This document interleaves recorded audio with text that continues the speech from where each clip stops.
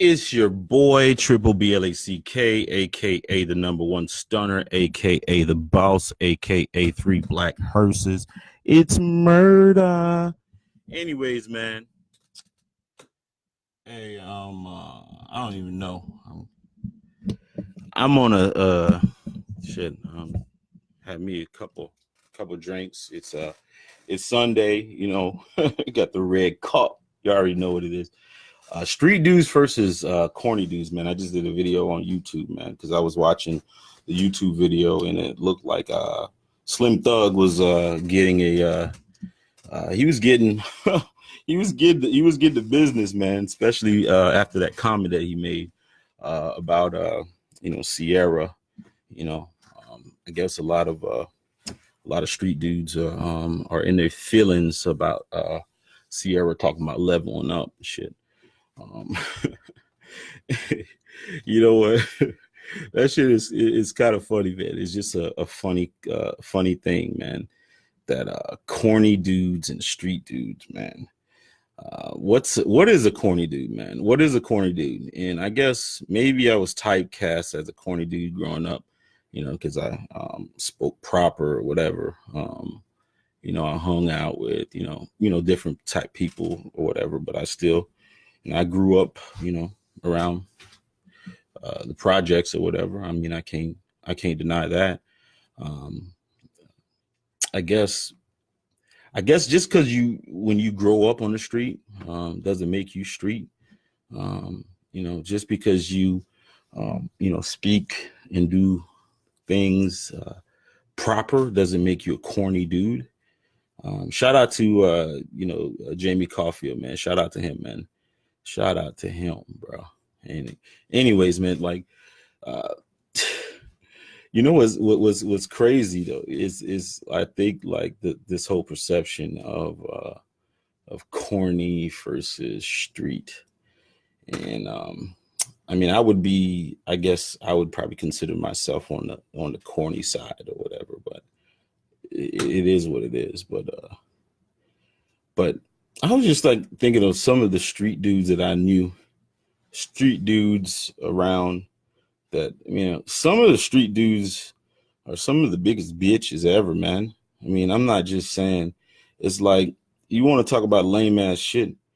Like there's a lot of dudes that are real or whatever, but, a lot of, so-called like street dudes, they get a free pass. They get a free pass when they do some lame ass shit. And when they be doing some lame ass shit, a lot of the street dudes, especially the street dudes that have a lot of beef with people. Usually, there's two reasons why dudes have beef. Is usually over a female or over money, and some dudes that always have beef with people, People always, got beef with them, got problems with them. A lot of times, those dudes are lame ass dudes, man. They be doing some lame ass shit. They be hating on people. I mean, and I'm not saying about all the street people, man. It's like people just got to separate people from solid and bitch, pussy, solid people and pussy. And I don't think a lot of people can really make that separation. You know what? Just because you told some guns, you did some jail time, you got tattoos, or you got all this type of shit, doesn't make you a real street dude, man. Trust me. Being on the streets and shit like that, man, it's mostly about survival. It's mostly about survival. And when you have those type of people that are always into something, that usually means that they lame. You know what? Because street people, it's all about survival. And a lot of times they're not trying to hurt anybody. And you got a lot of lame ass people that, claim the street life and shit like that, but they own some bullshit, man. So what what done? What it do? I don't understand that, but King Charles, man, what's up, man? Hey, holla at your boy, man. Anyways, man, but I was the reason I was like on this topic, man, I was like watching the Slim Thug thing, man, and people catching heat. Slim Thug called Sierra, or is it Sierra? He says Sierra was on with Russell Wilson on some money shit or whatever. How can you go from a street dude to a lame, corny dude?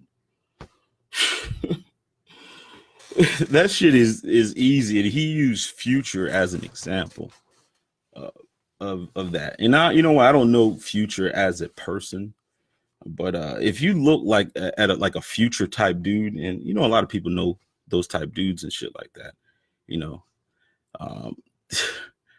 I guess just because you rap about a lot of drugs and you rap about so-called gangster shit, that makes you that shit, I guess. I guess, what I'm saying? And the thing is if you really known any dudes that are really street dudes, man, they're not talking a lot, man. They're not talking a lot at all. They're not talking a lot at all. They're not they avoid confrontation. They get away from all types of dudes because it's all about survival out here, man. The main people that out there are wolfing about shit like that, man, they don't know shit, man. They don't know nothing about the streets, man. They don't get no respect. A lot of people that don't get no respect got to talk about getting respect all the time. I'm not just preaching, man, because that is, something. I don't know. I want to get off that subject, man, because that had me kind of a little bit, just irritated, man, because, I know a lot of, some people that you really thought that was, about that life. And, when it came down to it, man, they folded on pressure. They folded on the pressure. They caved in, man. You know what I'm saying? They wasn't solid. They bent. And, everybody knows who, like, a person in their life thought when you really thought that they were about that. And all of a sudden they just bent, you know what I'm saying? They just folded. They just folded. Man, you can't judge a book by its cover, man. A lot of times, it's the wolf in sheep's clothing, And growing up, there's always this perception, like a lot of these women only mess with the bad dudes or whatever, which is true to a certain extent, but no, that's not. It's really not that true. A lot of, you got the insecure women, that the ain't shit women. They fuck with a lot of bad dudes. You know why? Because the dudes that had shit going for them would never fuck with them. They would never fuck with them, man. Like those girls that that have shitload of fucked up relationships and stuff like that. They didn't have no damn choice. They had to date down. They couldn't date up. You know what I'm saying? It's like a lot of the bad bitches and the baddest girls and stuff like that. They were trying to choose, some dude that had something, and it's not necessarily a street dude or whatever. It was a dude that had something, that had something going for themselves. You know what I'm saying? But you had, you had the older, dude, the so-called dudes that had the nice cars and they had all that stuff like that, and they were, they didn't have anything else. You know what I'm saying? They might go to the club and they might pop bottles or whatever, but they ain't have really anything. They might have, I don't even know, man. But anyways, man, who's in the chat room, man? We got Tashika Bradley, we had King Charles, we have Charlie Buford, man. Shout out to him, man. Make sure you guys check out me on YouTube, man. No Cupcake Zone, also on Spreaker. Make sure. What's going on? Anyways, man, make sure you guys check out that. Shit, man. The dogs are barking, man. But anyways, man, the social media thing, man, we do need to. We got to take social media in proper context, man. I got to end this video because of freaking stupid dog. Oh no. Uh-oh. The wifey's home, so I gotta probably cut this video short. But anyways, man, LeBron James, man, shout out to him. Shout out to him, man, for doing what he do. I talked about an earlier video. I'm glad that a lot of the good that he's doing have been brought into light. I'm hopeful, that it starts a trend, because, a lot of these athletes and stuff like that, I think they do to a certain extent have some type of social responsibility to give back to the community. They don't have to, but because they have such influence, I think it's easier for them to get through to a lot of young people.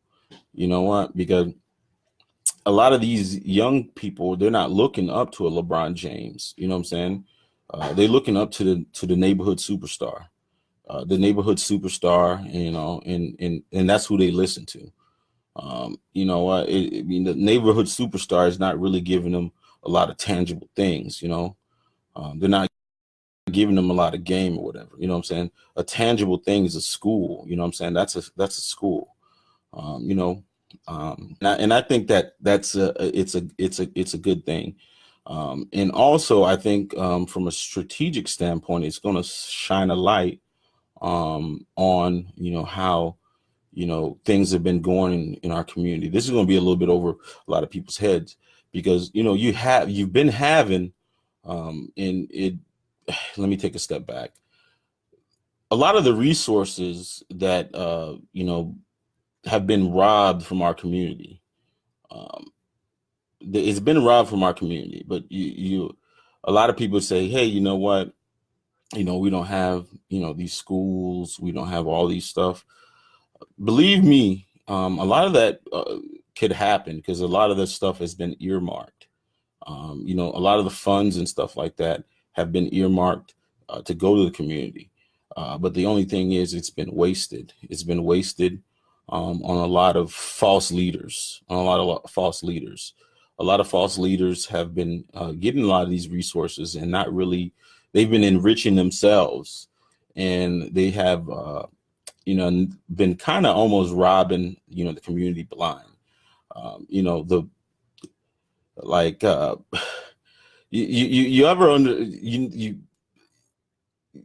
wonder why, sometimes you have the poor, the poor people, the poor blacks, and then out of every 1 or 20 of them, 10, 20 of them, you have one dude that made it out the hood, and it's usually the same background, you know what I'm saying, the uppity elitist type person, and you wonder how the hell does that happen? How's that hell does that happen? Because you know what? A lot of people have been doing what LeBron is doing. It's not accessible to everybody, and I'm gonna, I might catch some flack for this, but you ever wondered why, like, the boule types, the elitist types, those frat dudes, like the Greeks and all those type of people that, their grandfather went to college, they went to college, all their uncles went to college, all those uncles and, all those type of people had, opportunities that a lot of people, from our segment didn't know about, because, they've known where the resources have been at. They know where the resources at. And a lot of times, like, you have the Jesse Jacksons and the Al Sharpton type people, they control those resources. You know, they get dibs at those resources, and they don't just distribute it to everybody, man. You know, they don't distribute it to everybody. They kind of almost keep it to themselves. And you know, and I'm hoping like you have a whole bunch of the type of people like the Bronze, like those basketball players and those what's the name type players that realize this, and they start controlling their resources and giving back to the community where the real people of the community can have it. You know, instead of, you know, there's these secret societies and all that stuff. I don't know anything about those secret societies, but if you ever been to a big city or you've been into a college and stuff like that, you kind of almost know those type of people. I'll give you an example. Um, like radio. Have you look at radio, the radio, and if you look at the radio, you look at all the hosts, you look like everybody on the radio. Steve Harvey, what do you call it? Ricky Smiley, all those guys. I don't know what fraternity they're part of, but they all, like all the nationally syndicated black radio shows, they have a common thread, and it's usually a fraternity or something like that. It's usually when their childhood, like Jack and Jill, you know, like the those type of those things, and they're all interconnected, and those circles are really really really tight, and you know, and usually they're the people that get in all the resources because they're, you know, they have relationships with the Hillary Clintons, and they have the relationships with the you know, Bill Clintons, and you know, like Maxine Waters and all that stuff, because those are dudes, that's a big voting block that they depend on, and you know, they keep those people subjugated, you know, given, you know, false information. I'm not here to, you know, bash the Democratic Party and stuff like that, but when you know these type of things, you know, those resources are being, you know, kept away from everybody. And I'm glad like somebody like LeBron is, you know, will be, you know, giving, you know, those resources to the right people. And I just hope, you know, that like those type people, you know, that'd be like, oh man, the jig is up for us.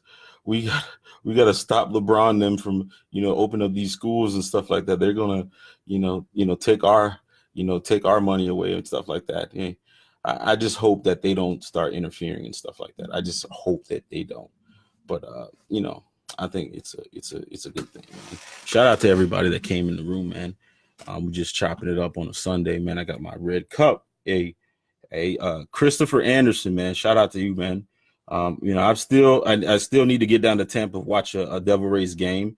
I know you a big Mets fan or whatever, but you know, it is what it is.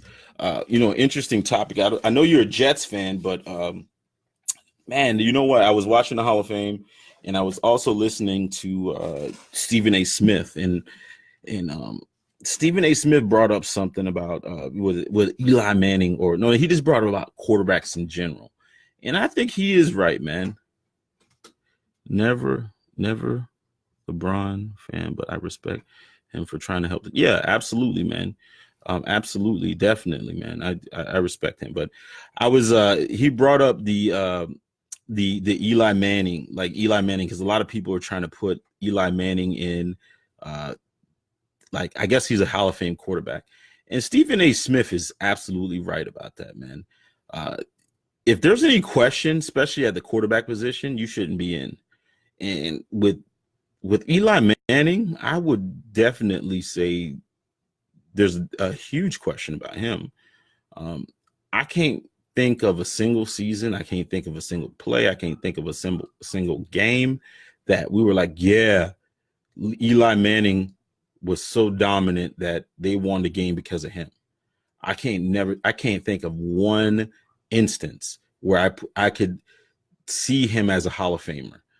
Also, Phillip Rivers. That's another good question. I know they have, you know, great stat line, you know, and all that. But if you look at what the Hall of Fame represents, I don't know how you can put him in the same class as, you know, say, you know, Joe Montana The Hall of Fame probably should be designated for people. If there shouldn't be any question, there should not be any questions. There's going to be even like somebody like Ben Roethlisberger. I would say that right now he's not a Hall of Famer to me, because I can't really. I mean, those 2 Super Bowls that he won, I can't say that he was the reason that they won those Super Bowls. I can't say that. You really can't say that. I can't say that. If anybody can come up with an argument and say that Ben Roethlisberger is a Hall of Famer, I mean, I can see Aaron Rodgers, from this class and this generation, being a Hall of Famer, because you can make an argument that Ben Roethlisberger, Aaron Rodgers was a single reason that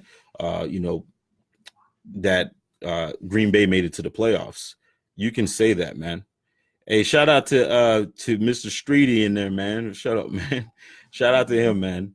Anyways, man, shout out to Jason Waltz. Shout out to Mike Boudreau. Shout out to Mr. Cox. You already know what it is. But I was just talking about Hall of Fame quarterback. Hall of Fame. There shouldn't be any question about Hall of Fame. There should not be any questions about Hall of Fame when it comes to the quarterback position. Now, there's other positions like, you know what? Let me take a step back. You know what? What I was really offended by with the Hall of Fame, my definition of a Hall of Famer, someone that you could you can at least say that at their position they were, for I want to say like at least 3 years, that they were the best at their position, that unquestioned best at their position, that or at least 2 years that they were unquestionably the best player at their position. Now, what I was really offended by was and I'm not the biggest Ray Lewis fan, and that was just by just from political standpoint, was Ray Lewis and Brian Urlacher being put in the same class. That right there kind of irritated me. That Brian Urlacher was a first ballot Hall of Famer, and T.O. wasn't a first ballot Hall of Famer. Now, Ray Lewis should have been, definitely a first ballot Hall of Famer. Like, you could, Ray Lewis, you could make an argument that he was probably the best linebacker in the league, probably at least 3 or 4 years. You can make that. You can definitely make that argument that he was the best for at least 3 or 4 years. I think he won Defensive Player of the Year, whatever. You can make that. Brian Urlacher, I don't think you can make an argument that he was the best linebacker on his team. Seriously, like Lance Briggs was good. I don't think that you can. There was probably a year or two that Brian Urlacher was probably the best player because he had a whole bunch of interceptions and stuff like that. But if you look at the impact on the game, I don't think that you can make an argument that Brian Urlacher was the best linebacker in the league for more than 2 years. I don't think that. If you put him in the equation, and plus if you put him as a first ballot Hall of Famer, then there's a lot of players that you got to consider. There's a lot of players that you got to consider. You can even make an argument for Zach Thomas. I know he might be a long shot, but that's you call me a Miami homer or whatever, but I think you can make an argument for Zach Thomas that he is a Hall of Famer. London Fletcher is a Hall of Famer. You can make that argument. James Harrison, Hall of Famer. DeMarcus Ware definitely at defensive end, but I think he was classified as a linebacker. But you definitely can make those arguments. And the T.O. and Randy Moss thing, receivers, I guess that standard has been set that when Chris Carter didn't make it, I guess it became a little bit harder. I think he kind of set precedent for that, which I thought that was kind of, now I think about it, uh, Chris Carter, I mean, that was about right. That was about right. He wasn't a dominant receiver. He was, he was good. He was good. But T.O. Now, not him not being a first ballot Hall of Famer was a crime. It was a crime because you can make an argument. I mean, you can't really make an argument that he was better than Jerry Rice, but you can make an argument that he was better than everybody else. It, Jerry Rice is like the Jordan standard. That's like the gold standard of wide receiver. Now, Randy Moss, to me, he was a one-trick pony. I mean, I don't have a problem with him being a first ballot Hall of Famer because I think he had enough of an impact on the game to where he kind of changed how defensive backs were even drafted. Because you kind of almost needed a big, tall defensive back to deal with him. He changed the way that people drafted. That's how much of an impact he was. But when it came to T.O., I mean, T.O., there was a 5-year stretch. At least a 5-year stretch where he was hands down the best receiver in the league. There's unquestioned. He was a 5-tool receiver. You know what I'm saying? He could, he could beat you down the field. I mean, he can go over the middle. He can jump up with you. He had speed. He had all the things. And Randy Moss, the only thing that, kind of hindered him, he was a one-trick pony. To me, he was a one-trick pony. And, but he was a hell of a one-trick pony. He was a hell of a one-trick pony. And the thing is, I can understand Jerry Rice being a first ballot Hall of Famer. Even Marvin Harrison, I would say Marvin Harrison had, 3 years. Maybe he was the best wide receiver in the league. He had pretty much all the tools too. So that was, I don't think that was right that he wasn't a first ballot Hall of Famer, because I think he definitely deserved it. If you look at his stat line and, what he meant to the game. But if they set the bar at T.O. being, second or third ballot, I don't know if a receiver is ever going to be in a first ballot Hall of Famer again. I don't, unless they break Jerry Rice's record. The only other first ballot Hall of Famer I think that's going to happen, and I don't even think that he has had the impact, but because he's a media guy, he's a good guy, so-called good guy or whatever, it's going to be Larry Fitzgerald.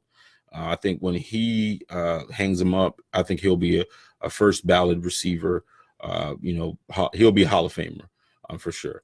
And I think another, like even tight end, I would say they're probably, because he's a media guy, is going to be Jason Witten. I think they're going to put Jason Witten, in which I think is kind of stupid, because if you put Jason Witten in the Hall of Fame first ballot, you have to put Antonio Gates, because again, and Antonio Gates would probably be more deserving, because if you think about it, he changed the game. He changed the tight end position.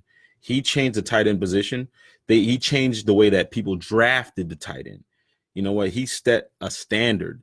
You know what I'm saying? After Antonio Gates, you started to get all those Kellen Winslow type, like the prototype of wide receiver, of tight end that you have right now is because of Antonio Gates. That he is the one that reinvented that position. Now I'm going to take that back. With Randy Moss, he should have definitely been a first ballot Hall of Famer, because if you look at the way that he changed the game in two ways. He changed the game how they drafted defensive backs, and he also changed because he could stretch the field. You needed those bigger corners that that can get up on him. People were drafting corners left and right, dog, just to be able to stop Randy Moss. And he also changed the prototypical receiver. People wanted to throw downfield. They wanted those jump balls. Before then, you didn't really have those type of people other than like Art Monk and those big, tall, lanky. You had a couple of them, but he kind of, made it like an in vogue thing. He made it an in vogue thing, and I think Larry Fitzgerald. Now I think about it, Larry Fitzgerald is probably going to be the next one because he's a media darling. I'm not going to take anything away from him being a great athlete or whatever. But I think that he will be, just because he's well respected around the league. I can't really say that he was a dominant receiver. I'm trying to think of what year where you can say he was the best receiver. I think the thing that he has on his side is a consistency. He's always, even at his age now, he's still, a top tier wide receiver. I think that's the consistency that he's had. Now, there's a lot of fringe people that are going to be, Hall of Famers. There's going to be a lot of fringe people, at receivers. Ocho Cinco, I don't know about him. I guess he could kind of almost make an argument that he's, if you look at the stat lines and, the years that he was productive, that he was one of the best. Isaac Bruce, Torrey Holt, those are going to be fringe people. I think those are probably like 6-7 years type people, but I think because there's such a gap in wide receivers, there's going to be such a gap in wide receivers. I think one of those guys to get in, like Tim. I put him in the Tim Brown molds. Now, running backs. That's a kind of a that it right there is a very difficult one right there. But because the bus kind of opened the door. Ironic. The bus kind of opened the door. There's a lot of people that can make an argument, man, because of the bus. I love the bus. I think the bus was, one of the, was a great player. But I can't really say that the bus was ever like I guess on one front that you can say that the bus kind of almost a little bit changed the game a little bit on how people were drafting. A lot of people were going after the big backs, the big prototype backs. I guess that right there, he kind of opened the door on that. But I can't really say the bus was the best player, best player at his position, for any stretch. Now, Curtis Martin, I can't say he made the Hall of Fame, and I can't really say that because him and the bus, those two people made the Hall of Fame, and that has to open the door for a lot of other people. It has to open the door for a couple people. Like a lot of people can make an argument now. I think the running back position, I know there's a lot of people can make an argument. Edgerrin James can make an argument. He can make a really big argument because he kind of almost changed the game. He changed the game. Well, Marshall Faulk really changed it, but I think he kind of almost took it. He took it that he kind of expanded. Marshall Faulk kind of opened the door for his type of running back because you in this game you definitely need that runner, can run in between the tackles, and you can also need someone that can catch the ball out of the backfield. So I don't want to give him credit for it. I would think Marshall Faulk is a person, but somebody like Ricky Waters, very underrated. He can make an argument that he should be in the Hall of Fame if you're looking at from a stat, because I would put him on the same level as like the bus. Down the line, you're going to have like, when he hangs it up, and that's a borderline person too, is going to be Frank Gore. Frank Gore, he has the stats. I wouldn't say that he necessarily had the impact. I can't really point to one year that he was the absolute best in the league. He's always been solid. That's going to be a real tough thing, because now I think about it, since you had the bus go in there, who's the next running back? That's going to be a very tough. That's going to be a very tough thing. The the quarterback position, I'm just trying to think of who's the next person for a quarterback position. Shoot, I mean, that's a tough thing. I mean, obviously it's Tom Brady. Obviously, it's probably going to be Aaron Rodgers. But other than that, there's three other players that I don't know. I really don't know. Maybe if Ben Roethlisberger wins another Super Bowl, I think that will buy him into the Hall of Fame, because you can't really deny three Super Bowl championships. I think he probably fall like in a kind of category of Troy Aikman. Troy Aikman had three championships, but you can't really point to a year where Troy Aikman was the best player in the league, or you could say, you know what, Troy Aikman was the reason that the Cowboys won those Super Bowls or any Super Bowl. He wasn't even Super Bowl MVP. I don't even think Ben Roethlisberger has Super Bowl MVP. No, he doesn't. But Eli Manning has two of them. But yeah, you already know it is. Oh, you say Big Ben is a lock? I don't know about that, man. I don't know about that. I really don't know about that. I really don't know about that, because if you look at the first Super Bowl, this first Super Bowl was kind of a defensive. I mean, they had a dominant defense, and I think he was in his second year or something. He's in the second year. Hey, well, you said Russell Wilson. I don't know. I really know if I think Russell Wilson, if they would have won that Super Bowl, and I don't even think you can give him the MVP. You probably could have gave Marshawn Lynch, because of that defense. I don't think that you can put him in the Hall of Fame. I haven't seen. I love Russell Wilson though. I love Russell Wilson. I think that Russell Wilson's a great player. But I don't. Without that defense, I don't think you can really make the argument that he was the single reason that they won, the Super Bowl.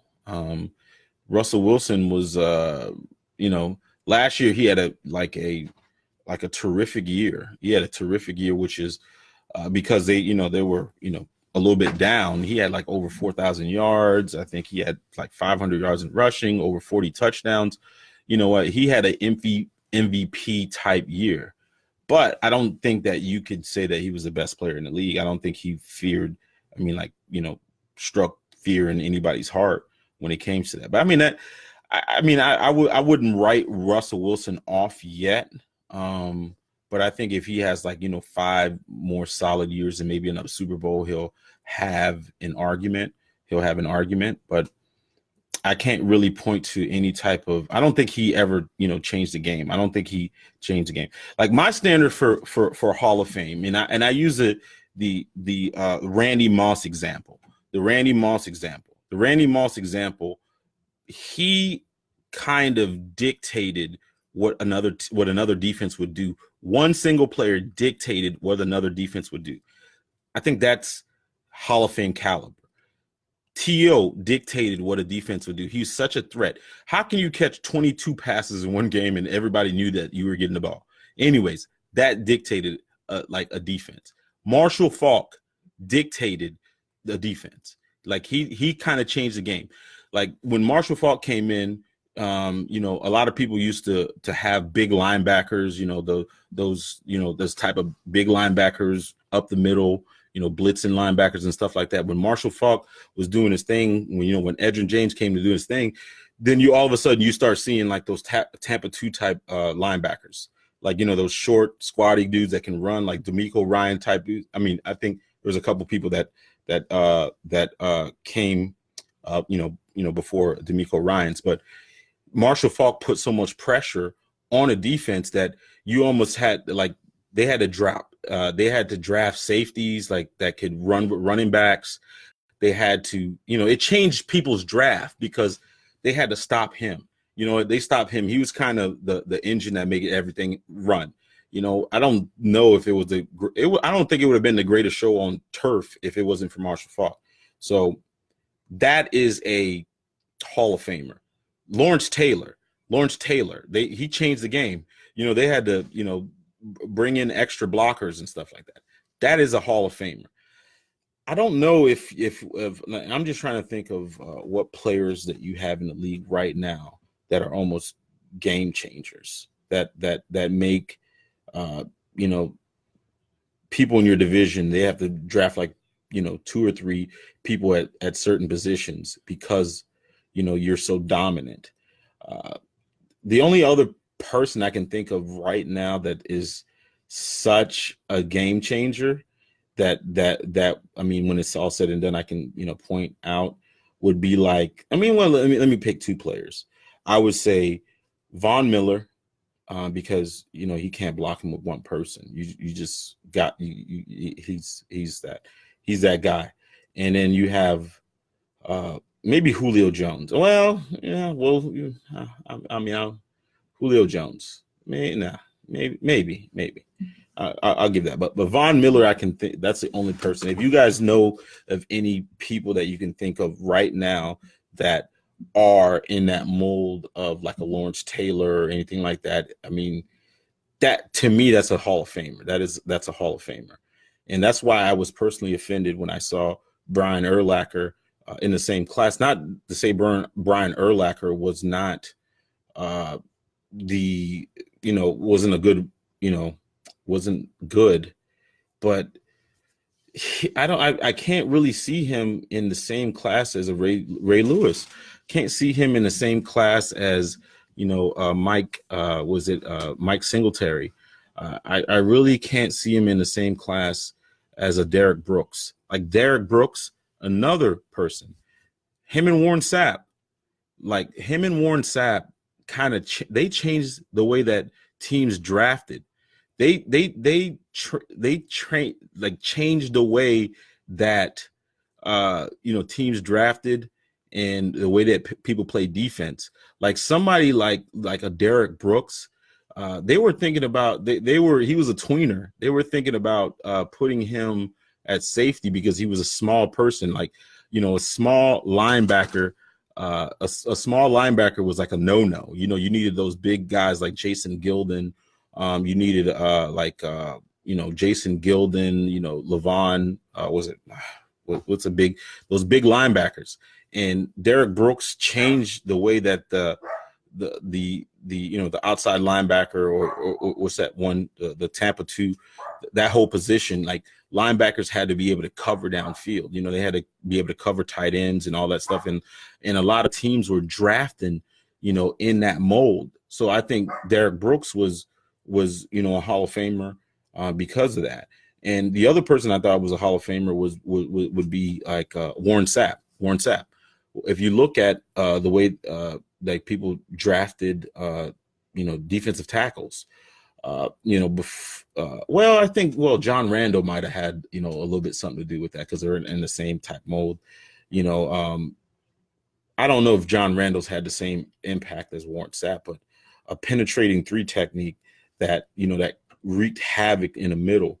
You know, people were looking for that next Warren Sapp. People were looking for that next Warren Sapp in the 4-3 defense.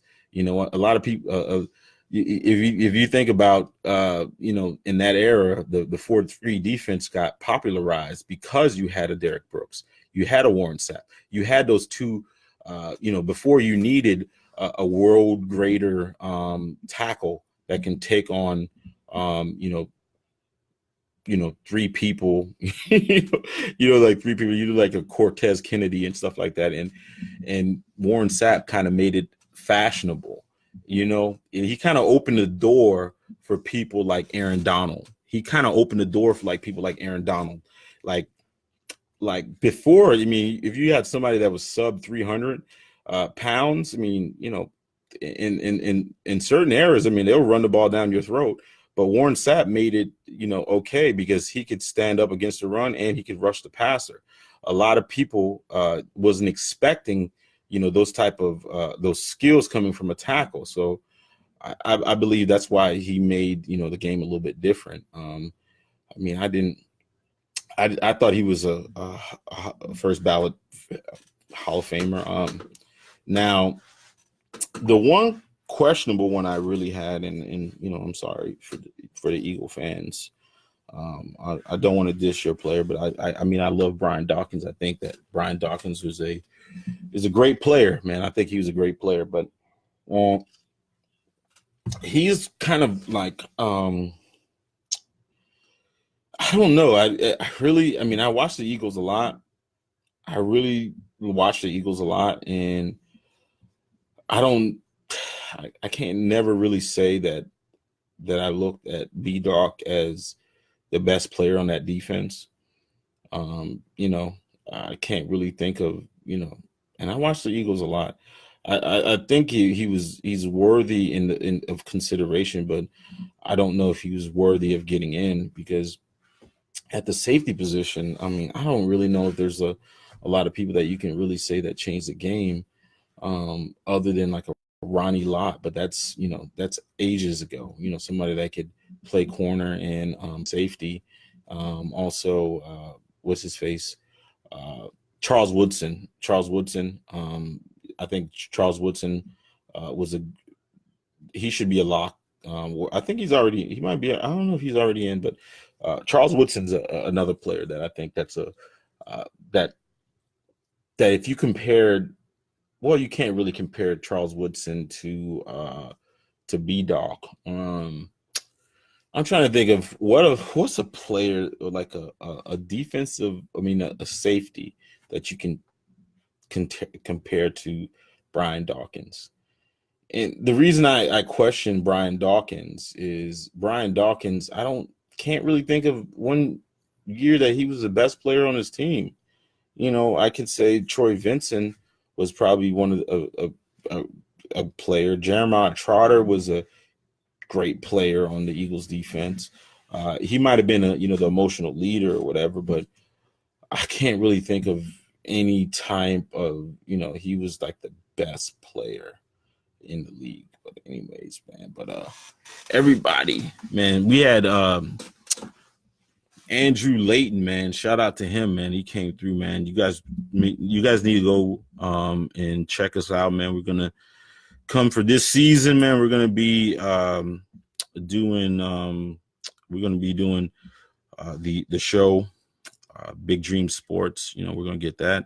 Shout out to Colson Nicholas. You know what I'm saying? Colson, my nephew, my unofficial nephew, but man, shout out to him, man. I hope you're still doing well, man, in your endeavors. I know you were doing doing the damn thing when it came to your I'm not even going to say the name of your organization, but I heard you were doing your damn thing. But shout out to him. Man, I was I got off topic. I was talking about sports mostly. But I thought and what I was talking earlier was about the street dudes versus the corny dudes phenomenon. And the thing, and the reason I had brought that up is because I was watching YouTube video, and Slim Thug, shout out to him, he was taking a lot of flack about saying that why Sierra was only Russell Wilson because of I don't know, because for financial stability and stuff like that. And I was thinking to myself, man, what makes a person street really? What really makes a person street? Like what is the criteria these days? What is the criteria of a street dude? If anybody can tell me what is the criteria? Do you live on the streets? Do you do street things? Is it a jail record, tattoo, or what is a street dude? And what's up? What is the criteria of a corny dude? What's considered corny? Like, what dudes are considered corny, and what dudes are considered street? Like that. First of all, I want to get that out the way, because I really are confused, man. Because and everybody knows, some street dudes, like some, I know, a couple street dudes, man. And, sometimes they do some lame ass shit, they do some lame ass shit, it's like some street dudes get a free pass on stuff.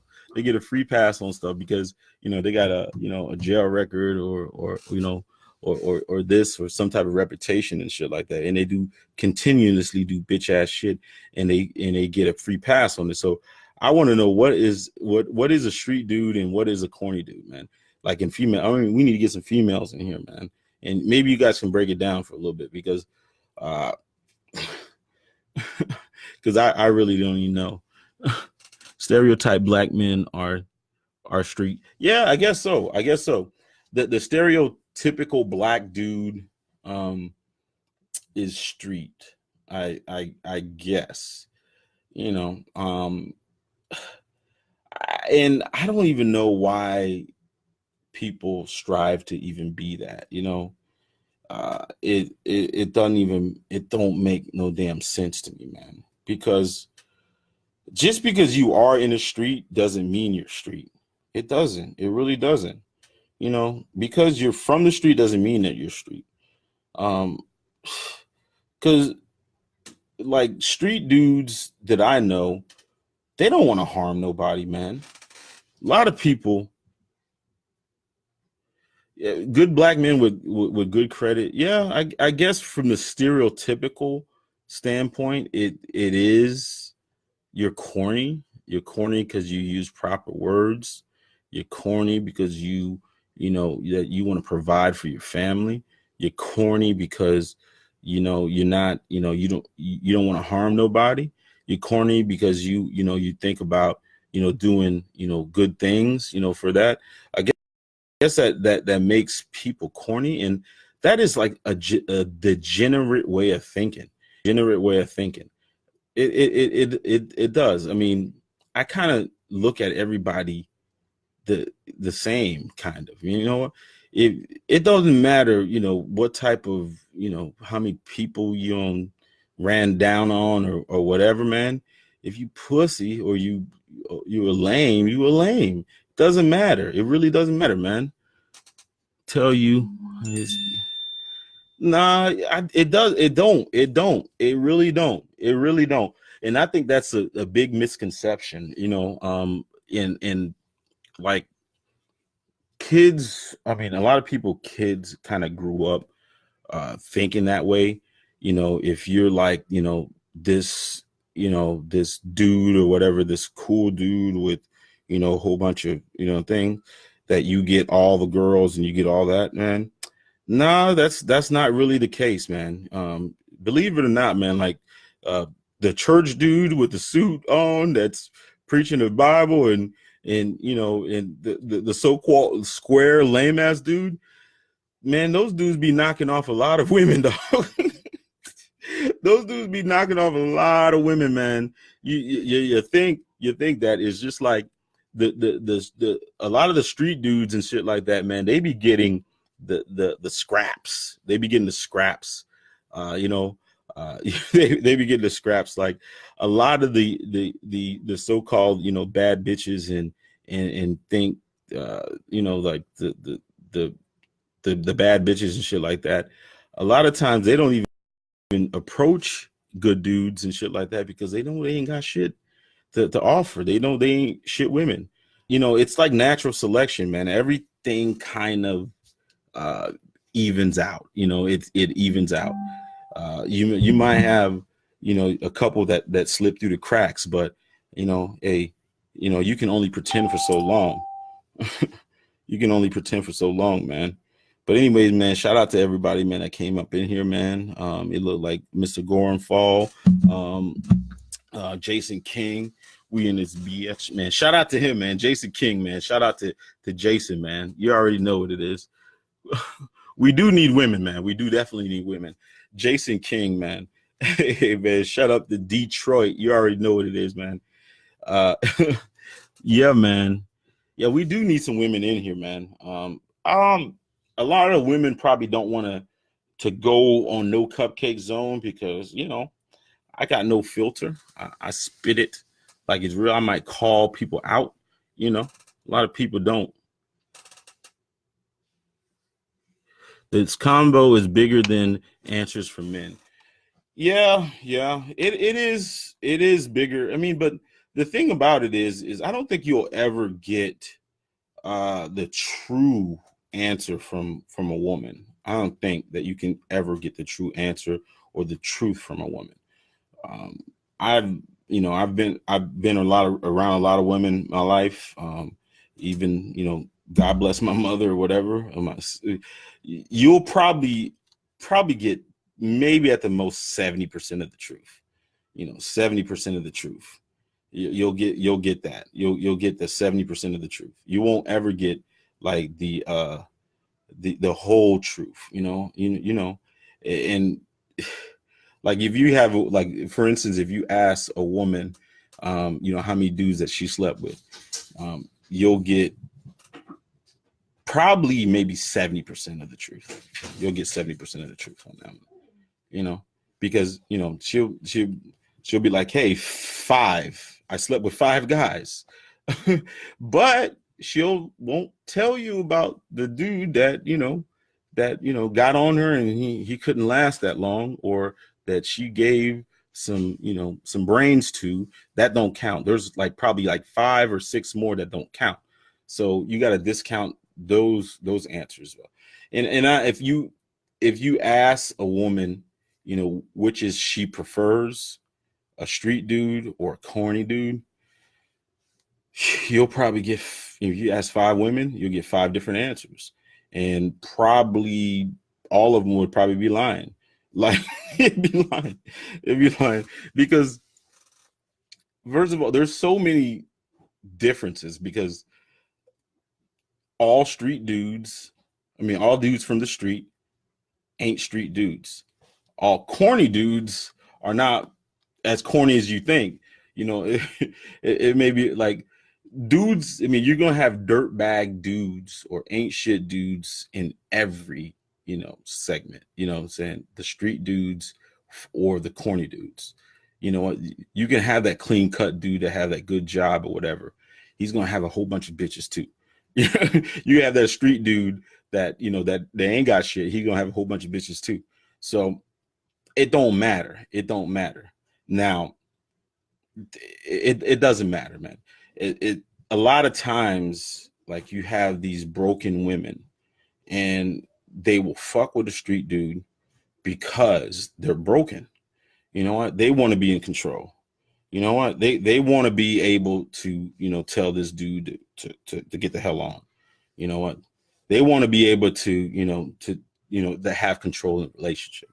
And the street dude thinking that, it might be just for sex. You know what I'm saying? Because and I learned this from, shout out to Tariq Nasheed. I learned this.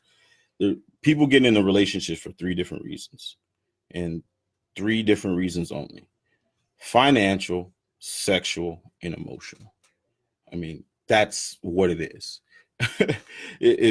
I don't care what you can. I mean, you'd be like, well, I'm different. No. Or it can be all 3, whatever. No.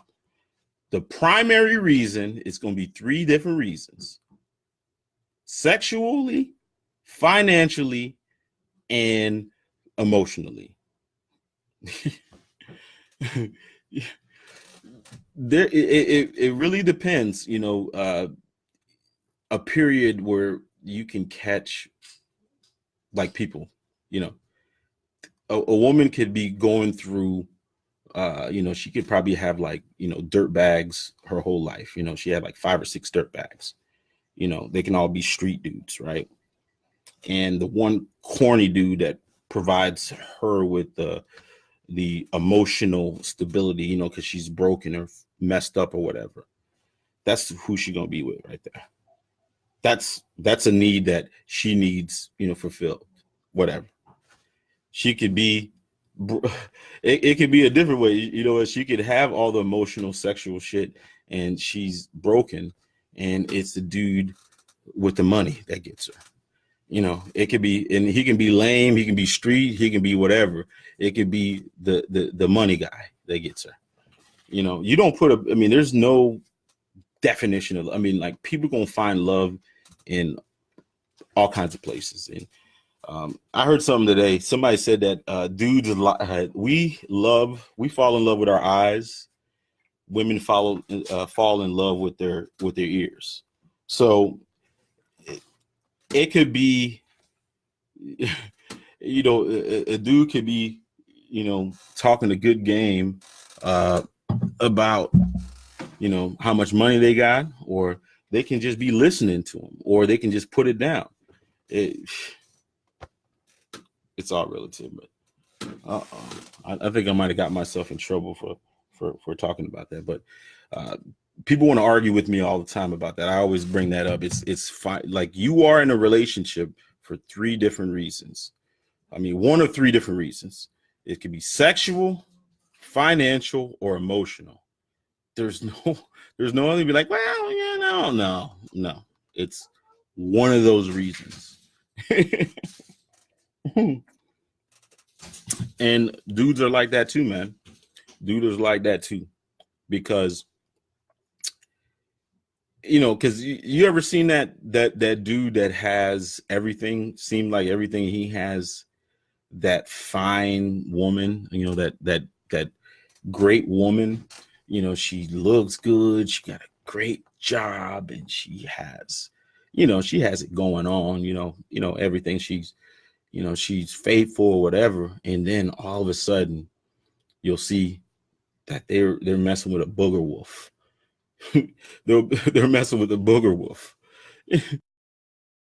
And usually the booger wolf provides some type of, maybe a sexual gratification that they get for that perfect woman. You know what I'm saying? And it goes back that, I mean, that's the only reason that they're with them, is sexually. You know, it's sexually. It can't be all 3. You know, sometimes you might have a strong 2, you know, 2 reasons. Like, you know, if she, you know, pays all your damn bills, and she's, you know, she listens to you or whatever. A lot of dudes will stay for that. You know, they'll stay for that. But, you know, if she's horrible at sex, you know, hey, she's gonna get, I mean, you're gonna get that part. You know, you're gonna get that part. Like a woman, man, you can be the biggest trick ever. You buy her everything, you know, she gonna stay with you. She'll stay with you. But if you're not putting it down, believe me, she's going to find somebody that puts it down. She's gonna find somebody that puts it down. But anyways, man. Oh man, I've been on here.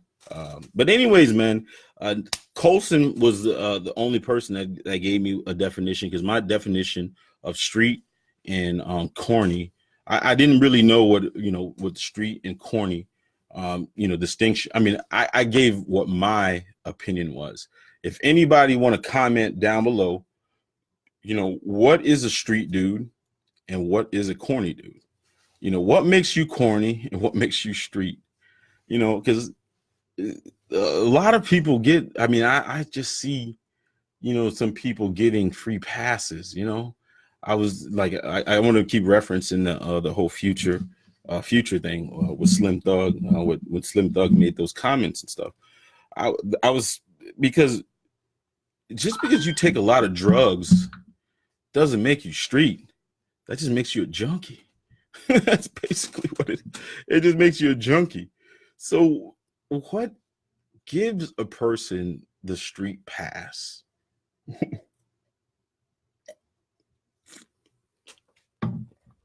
I'm listening, man. What gives people the street pass, man? What gives people street pass? We talked about football, but the real topic that we're talking about is the street versus corny, dude, man.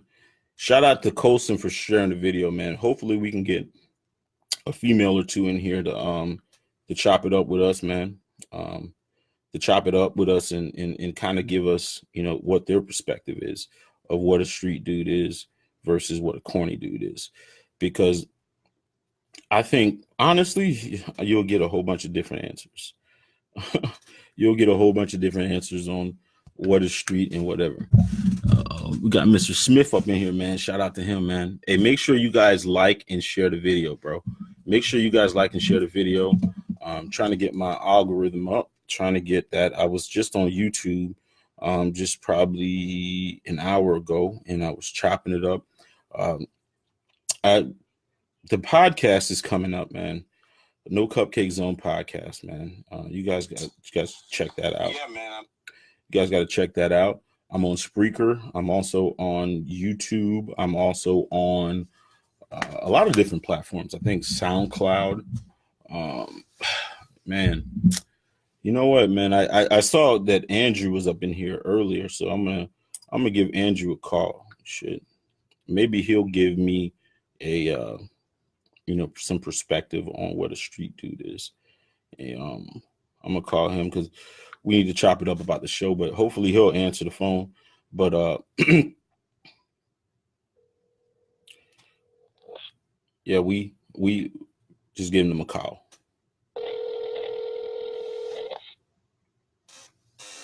Let's see if he answers the phone. You have reached the voicemail. If anybody want to call in, man, it's 239-821-5349. I ain't got nothing to do, so I'm out here just chopping up some game, seeing what's who's in the room, man. Who's in the room? Raise your hand. Yeah. Okay.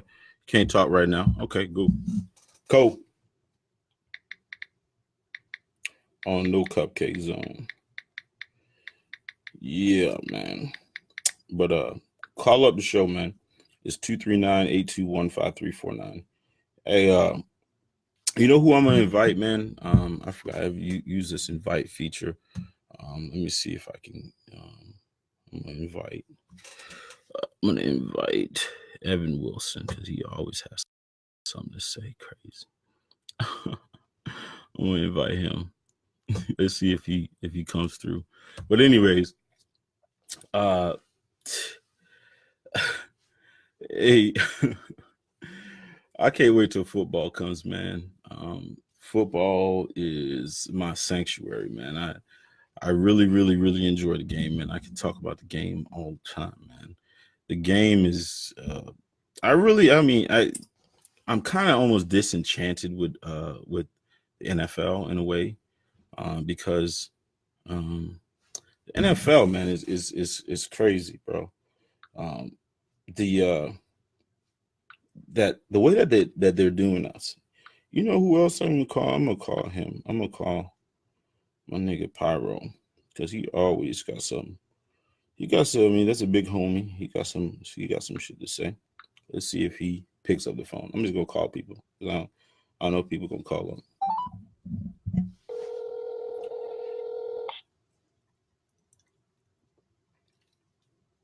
Yeah.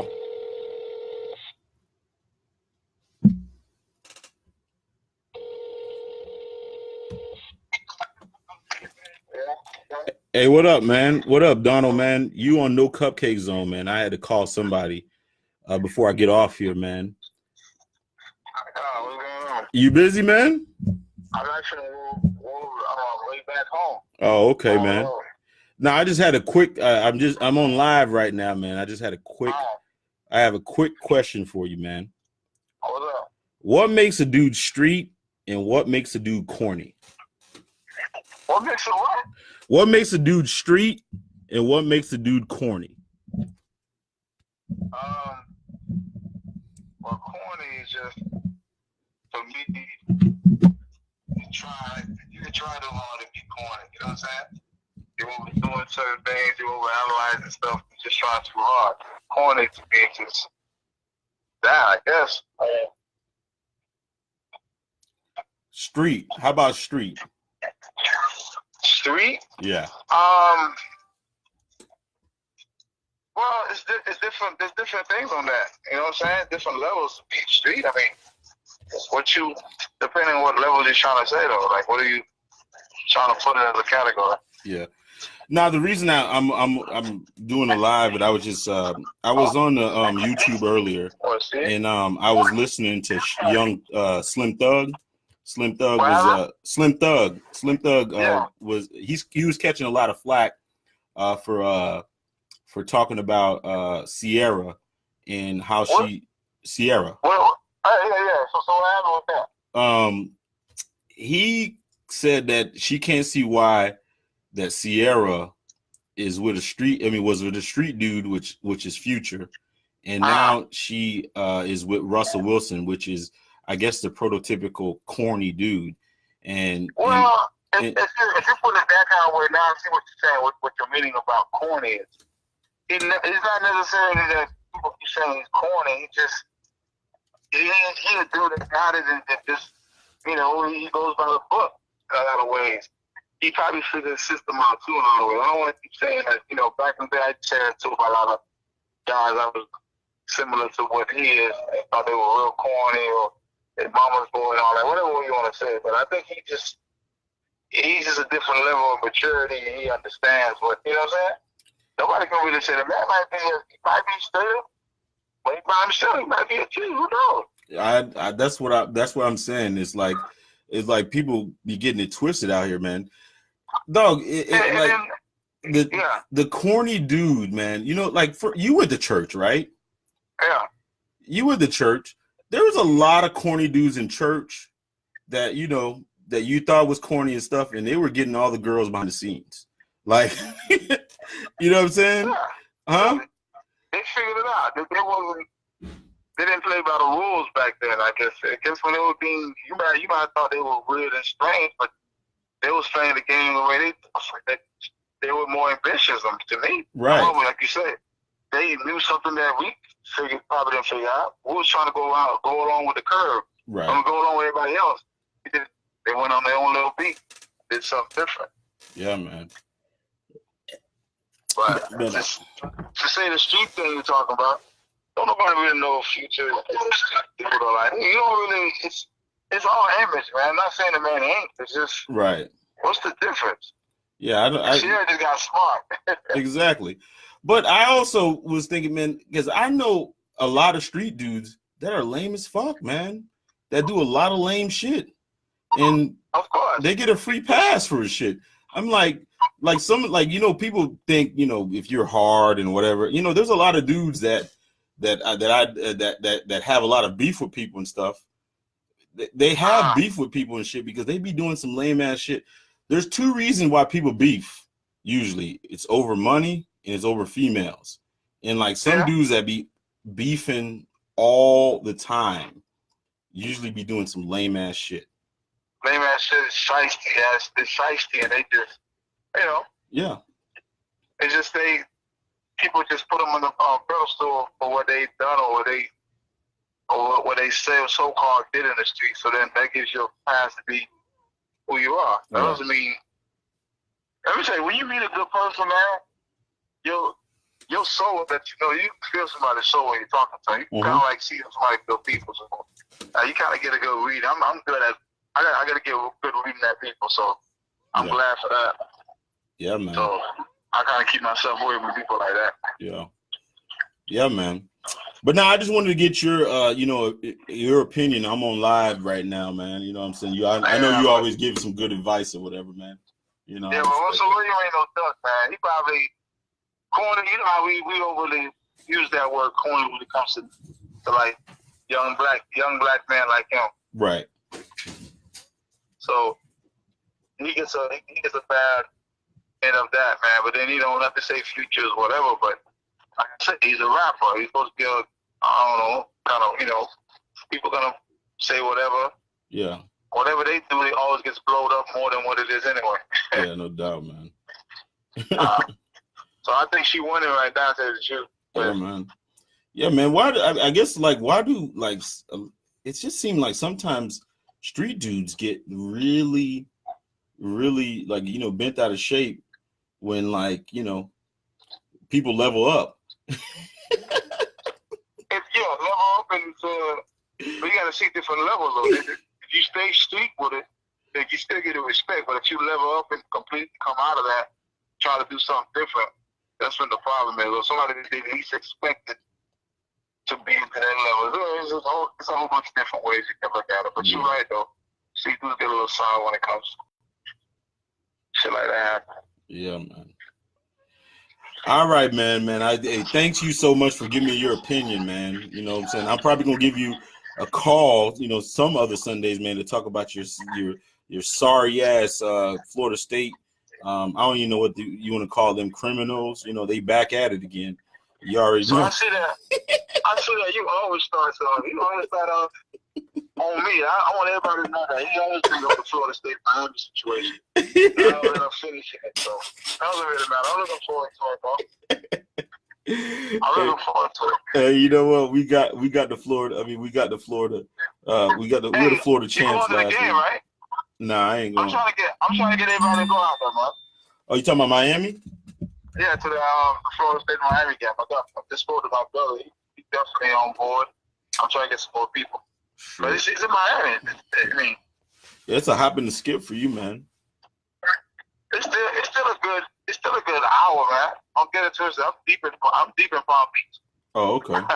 It's still a good hour drive from it, but it's there though. So yeah, I think this year I'm gonna go up. I want to see what it's about. I ain't never been to Miami, Florida State yet. Yeah, man, me neither, man. But I think this would be a year to go because I think saying you guys down a little bit. You got some turmoil within your. Oh no! What do you mean we down? You down? What does that mean? You down a little bit.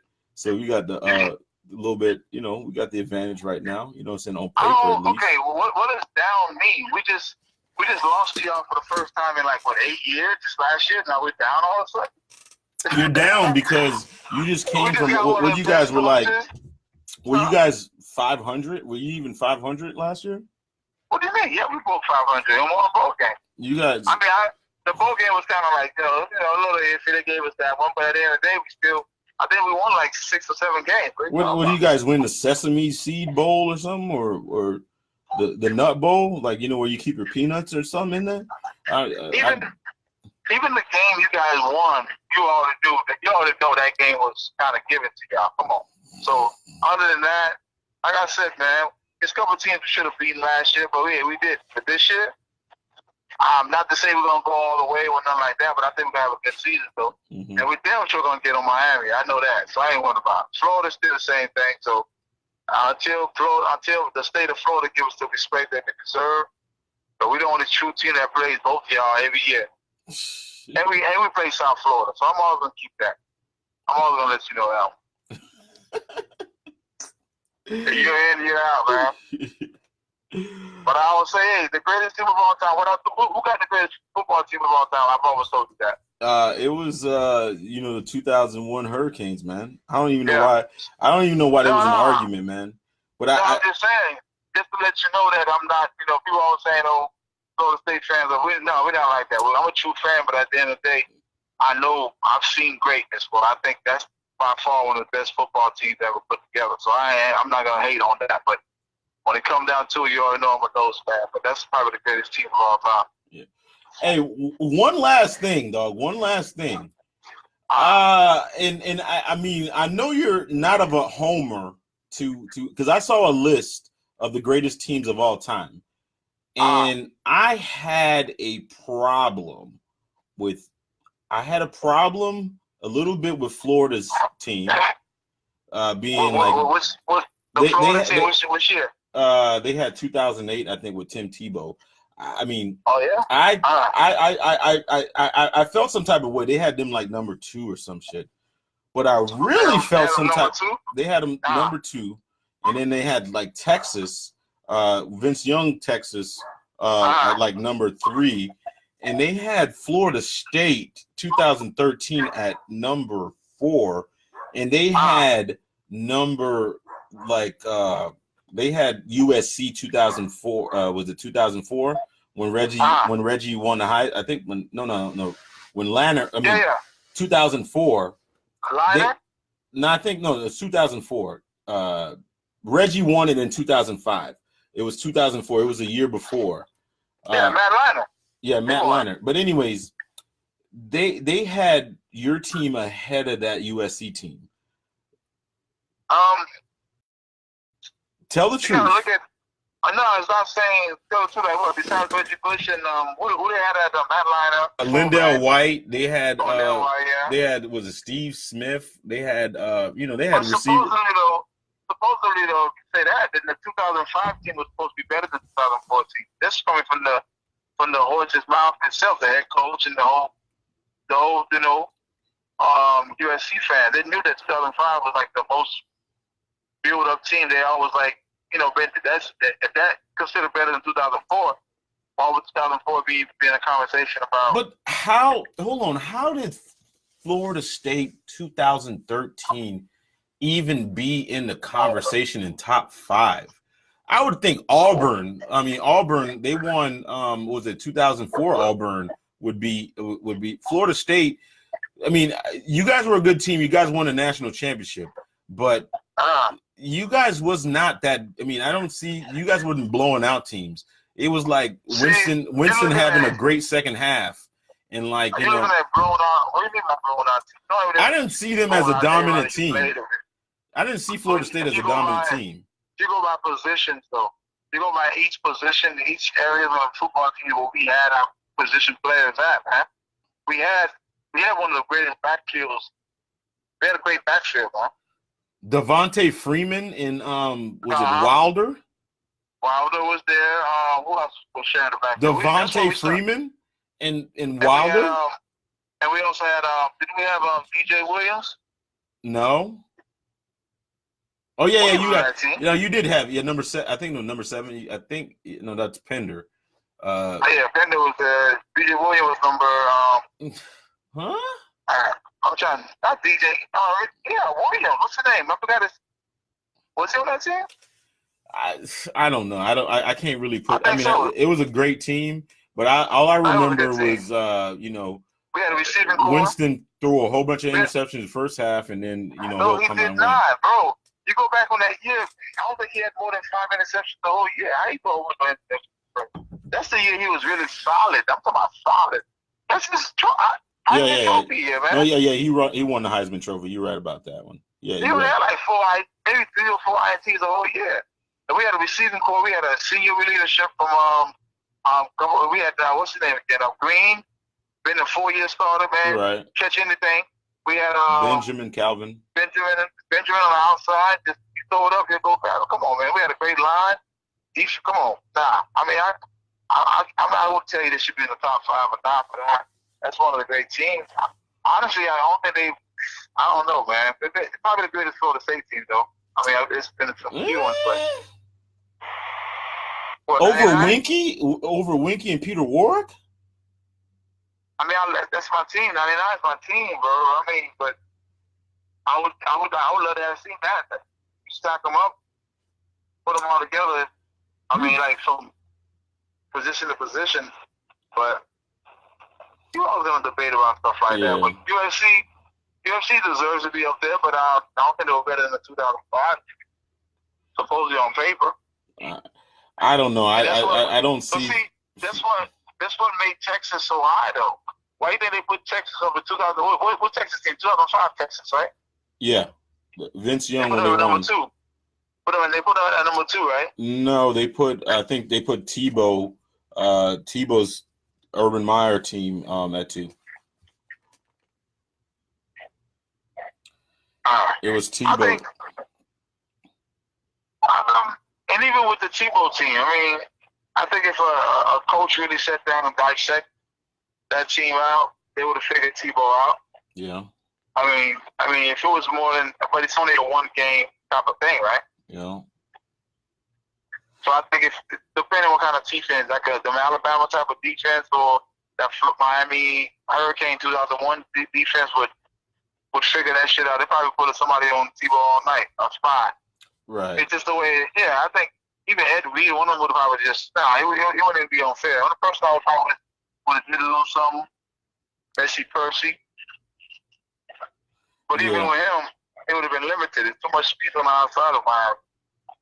Yeah, I guess because they had all the NFL draft picks. I think that's why they put him there. They just went by NFL.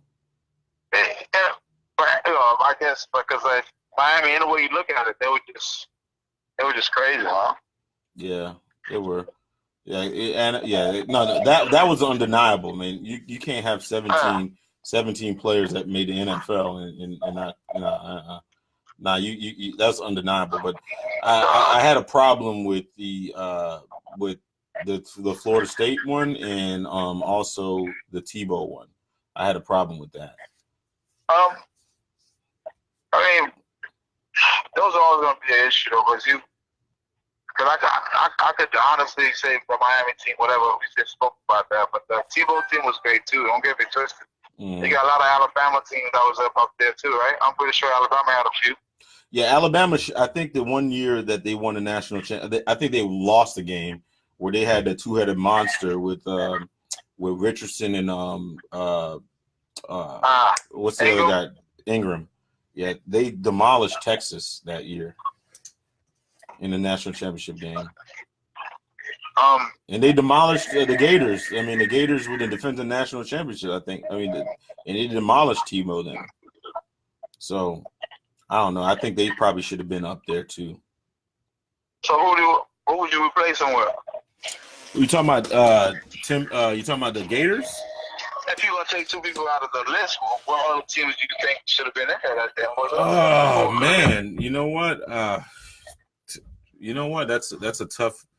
I don't know. There's a lot of teams. I mean, so Clemson. I mean, I think Clemson's team that beat Alabama. I think you could put them. You know, that was a great team too. They took down Alabama. I think with Deshaun Watson. You can put a lot of current teams that just in the last 5-10 years that won a national championship to a lot of the old school team. It's just right. One of those, just something to talk about. Like you can never. Yeah.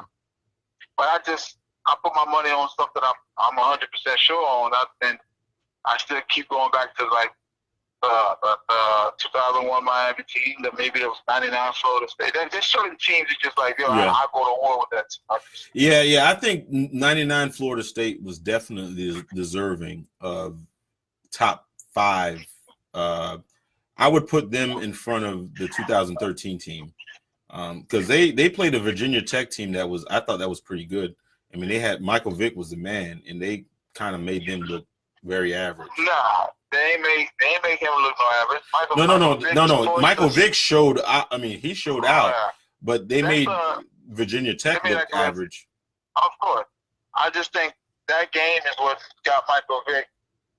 He was already on the radar, a lot of people's radar, as one of the best college football players. I think that gave him his Heisman. Not his Heisman, his NFL. Like, yo, this is it, my number 1 pick. You got to be. And that was a game right there when you realized.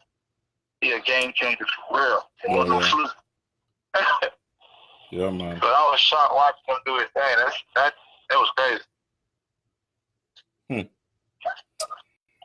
Boy, man. But anyways, man, we're gonna chop it up, man, this season, man. Thank you for taking the phone call, bro.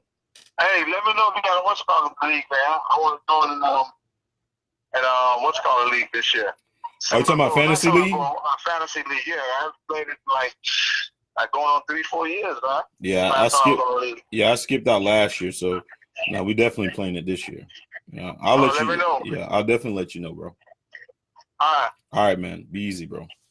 Yeah. Yeah, that was Donald, man. Pyro, man. You guys make sure you guys check him out. We should have talked about music, but we didn't talk about music. But I mean, we just talked about a couple things, but. Man, No Cupcake Zone. You already know what it is, man. Look out for Black Market Podcast. You know, when I'm interviewing entrepreneurs within the area. Hey, check that out. And also check out my YouTube page, my YouTube channel, Spreaker. I need to get that monetization up, bro. But anyways, man, holla at your boy.